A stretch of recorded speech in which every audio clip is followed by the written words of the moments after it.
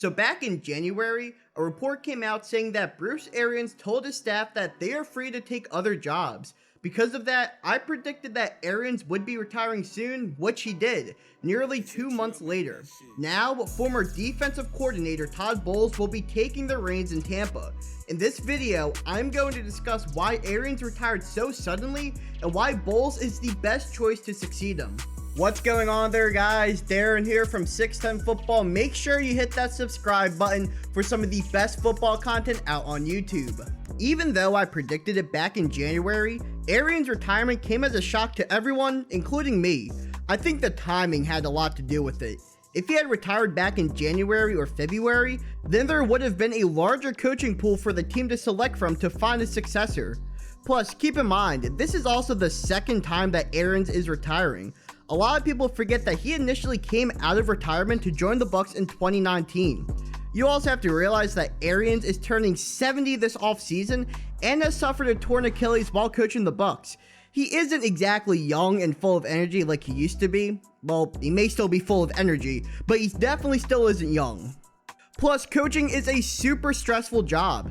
If a coach had the opportunity to either continue coaching or take a front office job with a team, 99 times out of 100, they're going to take the latter. This clip is from a seminar that I attended at my college earlier this month, and just listen to how emphatic AJ Pierzynski and Charles Davis are about working in the front office as opposed to the sidelines. If you ever watch presidents of the United States, when they take office and then when they leave office, and then see them 6 months later, and it's like a new lease on life, like, woo, all this is off of me. Coaching was not something I wanted to get back to. General manager, front office, intriguing.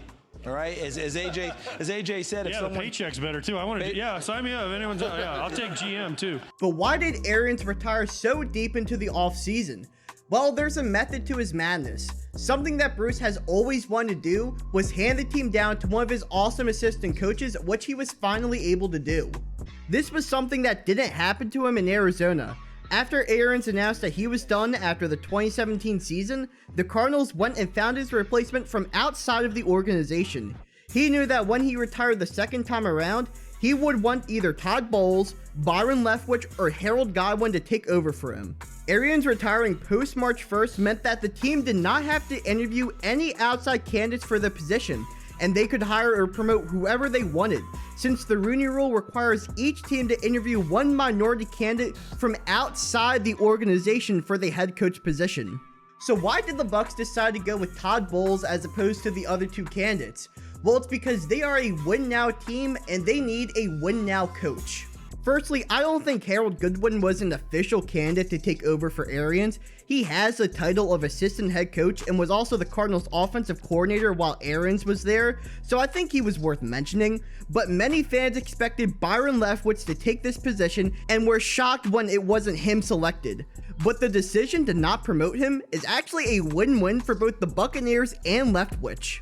When it comes to people like you and I, people with very limited inside knowledge of how a team works, we have very little to go off of when it comes to evaluating head coaches or head coaching candidates. We have no real in-depth information on how they are as a leader, how they can develop players, nothing like that. The only thing that normal fans can really evaluate is just system and scheme along with play calling. And even then, that's just a surface level evaluation of those two categories. But for me, Leftwich really hasn't proven himself in either of those aspects just yet. Now, while Arians did say in his press conference that his assistants did most of the work and he didn't really do shit, that was a little bit of an over-exaggeration. In 2019, Arians was pretty involved in the offense, but Leftwich did call the plays. And despite Jameis Winston throwing 30 interceptions that year, the offense still finished third in the league. In 2020, it was the same scenario until about halfway through the season, when Tom Brady started to call his own plays from the huddle after about week 8 all the way through the Super Bowl. Then this past year, they went back to the method they used in 2019. So Leftwich hasn't proven yet that he can have 100% control of an offense while it also being successful, because he did have full control of an offense once, and it didn't really go that well. Leftwich was the offensive coordinator for the Arizona Cardinals in 2018 following the firing of Mike McCoy, and that offense was horrible. Before McCoy was fired, the offense was averaging just 15 points a game. Then when Leftwich took over, it somehow dropped to 14.7 points per game. Needless to say, that offense finished last in the league in 2018, and Leftwich was fired along with head coach Steve Wilkes at the end of the season. But this year could be pivotal for Leftwich. It's his system and scheme and his play calling. If the Buccaneers can continue their offensive success that we have seen the past couple of seasons, then there will be no doubt that Byron Leftwich will be a head coach come next cycle. Another reason why the Bucs went with Todd Bowles is because of his prior head coaching experience.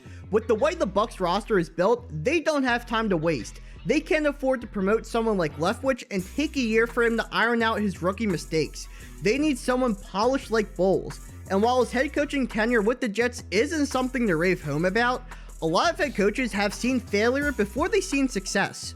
Guys like Bill Belichick and Pete Carroll both struggled in their first jobs as head coaches in the NFL.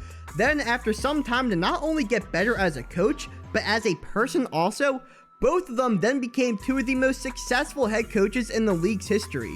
Now, I'm not saying the exact same thing is going to happen to Bowles, but having that time to grow as a coach and a man from one gig to another can be crucial to how successful a head coach can be. Bowles was even able to show how much he has grown in his press conference. What happened on the last play against the Rams? What was up with that?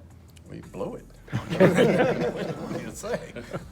Including the coaching staff? Including the coaching. Anytime a play goes wrong, it's the coaching staff and the players. If they execute it wrong, it's a bad play. You should change the call when you execute it wrong. You should change the call when you call it wrong. I can guarantee you that most young or inexperienced head coaches would not step up and take the blame and admit he was wrong like Bowles did in that clip right there, which is why he was the best person to take over for Bruce Arians.